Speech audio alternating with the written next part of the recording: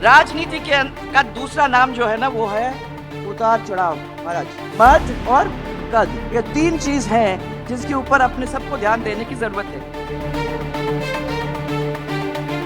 नमस्कार, मैं हूं आपके साथ रोहत।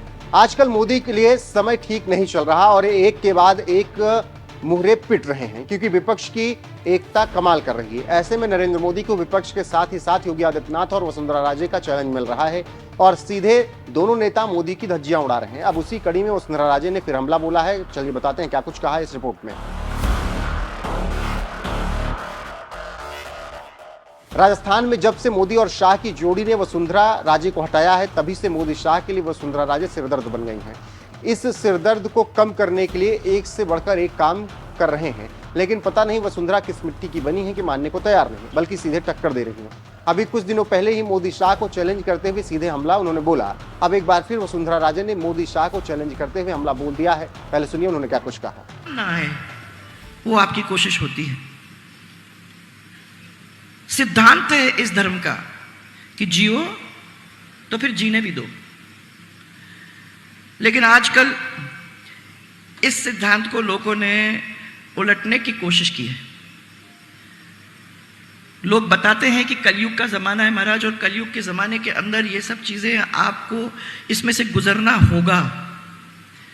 परंतु जब संत मुनि और आचार्य की ताकत हमको मिल जाती है, वो हमको साहस अपने वचनों से हमको देते हैं, तो इसके अंदर से भी निकलने की ताकत हम लोगों को मिल जाती है। जियो, जीने मत दो, आजकल का एक रवैया हो चुका है महाराज। खुद तो जियो और दूसरे का क्या होता है उससे अपने को कोई परवाह नहीं है। ज्यादातर तो दूसरे को जीने ही मत दो। ऐसा करने वाले लोगों का जो दिल दुखाते हैं महाराज, लोगों को जो पीड़ा देते हैं, जिनको मानसिक संताप पहुंचाने का काम करते हैं, भले ही थोड़ी देर के लिए खुश हो जाए, परंतु उनके जिंदगी के अंदर भी अंत में उनको उसी रास्ते से गुजरना पड़ता है जिस रास्ते से उन्होंने दूसरों को ले जाने की कोशिश की। क्योंकि ये माना जाता है कि जो आप बोओगे। तो सुना आपने क्या कुछ कह रही हैं वसुंधरा राजे और क्यों कह रही हैं। इसी को लेकर अब एक बार फिर से बवाल मच गया है और नरेंद्र मोदी शाह की किरकिरी हो रही है। खबरों की माने तो पूर्व सीएम वसुंधरा राजे इन दिनों प्रदेश के दौरे पर हैं। वो उपचुनाव से पहले प्रदेश में सक्रिय हो गई हैं। उसी क्रम में वो उदयपुर में थी, जहां पर एक जैन संत के चातुर्मास पर आयोजित कार्यक्रम में हिस्सा लिया और शिष्टाचार लोकाचार को लेकर अपनी बात रखी।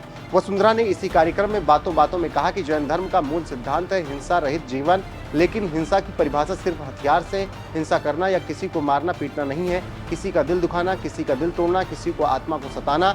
उन्हीं ने ये भी कहा कि राजनीति में सबसे बड़ी धन दौलत जनता का प्यार है, जो उन्हें निरंतर मिल रहा है। इसी बात को लेकर सोशल मीडिया में वसुंधरा की बात वायरल हो गई और सभी कह रहे हैं कि वसुंधरा ने मोदी को चैलेंज कर दिया। राजनीतिक विश्लेषक इसी को लेकर बात कर रहे हैं और कह रहे हैं कि तूफान से आने से पहले की आहट है, और ये भी बता रहे हैं कि अदावत खुले तौर से अब सामने जल्दी ही आएगी।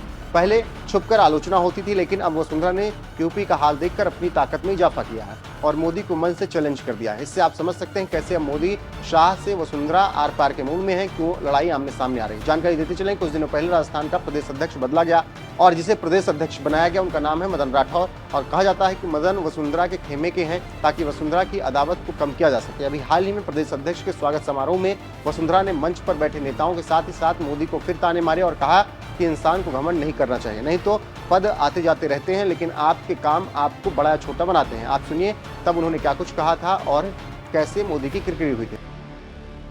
मदन जी ने मेरे साथ काम किया भी है, मैं उनकी कार्यशैली को समझती भी हूं, जानती भी हूं।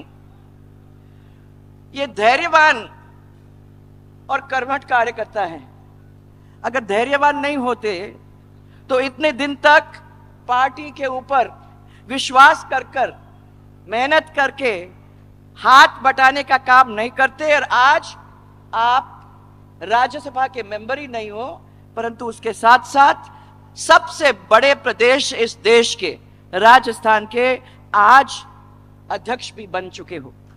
ये उसी धैर्य का काम, उसी धैर्य का परिणाम है कि आज इतनी महत्वपूर्ण जिम्मेदारी उनको मिली है। राजनीति के अंदर अब मैं कुछ ये भी, राजनीति का दूसरा नाम जो है ना वो है उतार चढ़ाव। महाराज, हर व्यक्ति को इसी दौर में से गुजरना पड़ता है, पर हर व्यक्ति के समक्ष जब ये इस चीजों के बारे में सोचता है तो तीन चीज ध्यान में आने की जरूरत है। महाराज, ये तीन चीज का बना होता है, पद, मद और कद। ये तीन चीज हैं जिसके ऊपर अपने सबको ध्यान देने की जरूरत है। आप सब जानते हैं कि पद और मद ये तो स्थायी है नहीं, परंतु एक ही चीज है और वो है कद। जो अगर आप अच्छा काम करते हो तो उस काम को लोग याद करते हैं और कद फिर आपके साथ बना ही रहता है। मैं इसलिए आपको ध्यान दिलाना चाहूंगी कि यदि पद का मद हो जाता है तो उसका कम तो कद जो होता है वो कम तो हो ही जाता है। आज के दौर में ये होता रहता है, परंतु मैं जानती हूं कि वो आपके सामने आज एक ऐसे कार्यकर्ता हैं जो कभी पद का मद नहीं करेगा और आप लोगों को सराखों पे लेकर आगे चलाने की बात करने में कोई कसर नहीं छोड़ेगा। ऐसे ही व्यक्ति की हमारे पार्टी को जरूरत थी और आज इसी वजह से इतनी बड़ी पार्टी हमारी पार्टी दुनिया के अंदर बनी है। तो सुन लिया आपने क्या कुछ कह रही हैं वसुंधरा राजे, और एक हफ्ते के बाद क्या कुछ कहा है उन्होंने। ऐसे में देखना होगा कि आगे क्या कुछ होता है, लेकिन वसुंधरा जिस तरीके से आर पार के मूड में है उस पर आपकी राय क्या है, कमेंट में जरूर बताएं। मदन जी ने मेरे साथ काम किया भी है, मैं उनकी कार्यशैली को समझती भी हूं, जानती भी हूं। ये धैर्यवान और कर्मठ कार्यकर्ता है। अगर धैर्यवान नहीं होते तो इतने दिन तक पार्टी के ऊपर विश्वास कर मेहनत करके हाथ बटाने का काम नहीं करते और आज आप राज्यसभा के मेंबर ही नहीं हो, परंतु उसके साथ साथ सबसे बड़े प्रदेश इस देश के राजस्थान के आज अध्यक्ष भी बन चुके हो। ये उसी धैर्य का काम, उसी धैर्य का परिणाम है कि आज इतनी महत्वपूर्ण जिम्मेदारी उनको मिली है। राजनीति के अंदर अब मैं कुछ ये भी, राजनीति का दूसरा नाम जो है ना वो है उतार चढ़ाव। महाराज, हर व्यक्ति को इसी दौर में से गुजरना पड़ता है,